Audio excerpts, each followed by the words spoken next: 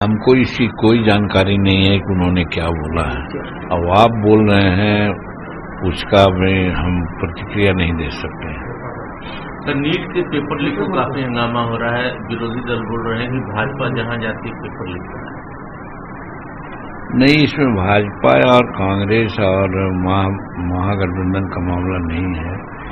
एक बात सही है कि नीट के परीक्षा में पेपर लॉक हुआ है, उसके अलावा बिहार में भी कई जगह हुआ है, लेकिन उस पर सरकार बहुत सख्त हुई है और कार्रवाई कर रही है। आप देखते हैं कि जो उसमें लगे हुए हैं उसमें भी एजेंसी जांच कर रही है, उनके गार्जियन से भी बात कर रही है।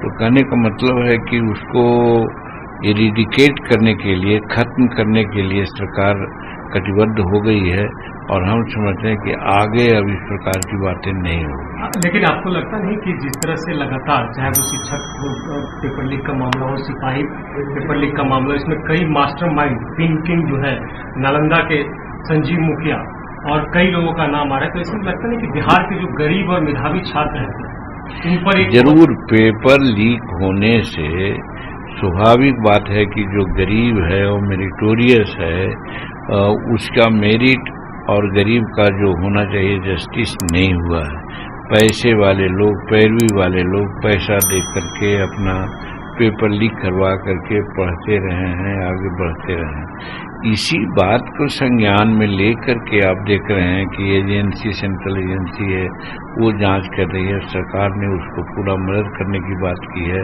और सरकार कठोर से कठोर कार्रवाई करने के लिए यहाँ तक के हुआ है कि ये कानून लाने जा रही है, कानून बनाने जा रही है कि इस पर सख्त कार्रवाई होगी। मुजफ्फरपुर का एक मामला आया है, मंत्री जी शेल्टर होम का मामला आया है, लड़कियों को बुलाया जाता था, गंदे काम कराए जाते थे। क्या लगता है कि इस पर कोई कानून बनना चाहिए कि इस तरह काम बंद हो जाए? ये तो पुरानी बात है, बहुत पुराने, इस पर भी बहुत से इन्वेस्टिगेशन हुए हैं और ये अगर हुआ है तो गंदा काम हुआ है और इंक्वायरी में क्या अगर आता है तो जो इसके लिए जवाबदेह होंगे, जिम्मेदार होंगे, उन पर सख्त से सख्त कार्रवाई होगी। बिहार की कानून व्यवस्था पर आरजेडी की तरफ से लगातार हमले किए जा रहे हैं, बोल रहे हैं शायद ही कोई दिन नहीं है जहां हत्या, लूट, बलात्कार नहीं हो। देखिए, हमारी मानना है, बहुत पहले हम बोल चुके भी हैं कि कानून व्यवस्था पर महागठबंधन के लोगों को बोलने का कोई अधिकार नहीं है। इसलिए अधिकार नहीं है कि हम उस समय थे, उनको नजदीक से जानते थे और आज जो कार्रवाई मैंने हो रही है, घटनाएं, उस पर त्वरित कार्रवाई हो रही है, लोग को पकड़ा जा रहा है, कानून के अंदर उनको किया जा रहा है। आज ऐसा नहीं हो रहा है कि गलत काम करने वाले, अपहरण करने वाले, लूट करने वाले लोगों का निगोशिएशन सीएम हाउस में होता था। ये लड़के भूखे हैं भाई, ये सब अनएम्प्लॉयड हैं, कुछ कर दो। डॉक्टर किडनैप होके आते थे, उनको ऐसा कहा जाता था और छोड़ा जाता था। वो स्थिति आज नहीं है। ये गजब की स्थिति थी।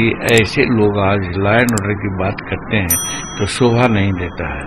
और आज जो परिस्थिति है तो हम तो ये समझते हैं, कहना चाहते हैं कि जानबूझ करके परिस्थिति को बदनाम करने के लिए भी ऐसा करते हैं। आप जांच कर लीजिए, लोग देखें कि जहां जहां जो घटनाएं घट रही है उसमें कौन लोग इन्वॉल्व हैं। अगर सरसरी निगाह से देखा जाएगा तो हम समझते हैं कि राजद के लोग ही उसमें इन्वॉल्व विशेष करके हैं। तो जानबूझ करके लॉ एंड ऑर्डर को बदनाम करने का उन लोगों का साजिश है।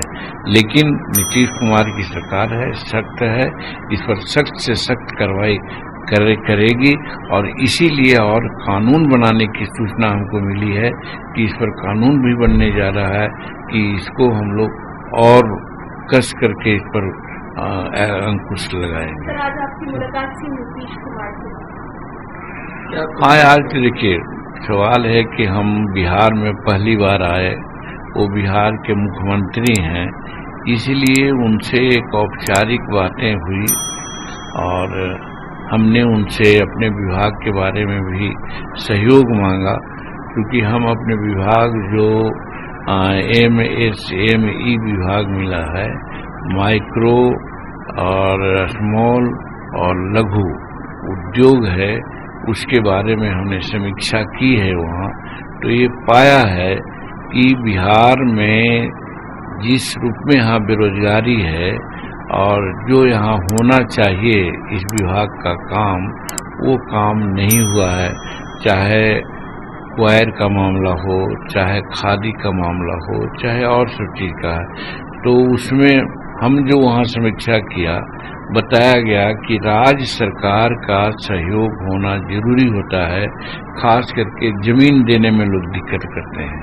तो इस पर हमने माननीय मुख्यमंत्री से वार्ता किया कि भाई हम वहाँ समीक्षा किया है, अभी विशेष समीक्षा नहीं कर पाए हैं क्योंकि अभी जस्ट स्टार्ट हुआ है हमारा। अभी पीए और ओएसडी वगैरह का जो है वो लोग अभी फिक्स न हुए हैं, लेकिन तो भी किया है। उसमें यही बात निकल के आई है कि सरकार जमीन देने में कोताही करती है, इसलिए वैसा होता है। तो मुख्यमंत्री जी को हम धन्यवाद देते हैं, उन्होंने बहुत साफ शब्दों में कहा कि जो भी जमीन की जरूरत होगी हम लोग सब जमीन देंगे, आप अपना काम कीजिए। और हमको मंत्रालय मिला, हमको मंत्री पद मिला, इसके लिए उनके प्रति भी आभार व्यक्त हमने किया है। और साथ हमने कहा है कि माननीय मुख्यमंत्री जी, हमारे रूप में जो आज कैबिनेट मंत्री है केंद्र में, अगर इसको वृक्ष मान लिया जाए तो वृक्ष को लगाने वाला, जल रोपण करने वाला आप ही हैं, इसलिए आपको बहुत बहुत धन्यवाद दें। तो ये धन्यवाद देने के लिए गए थे।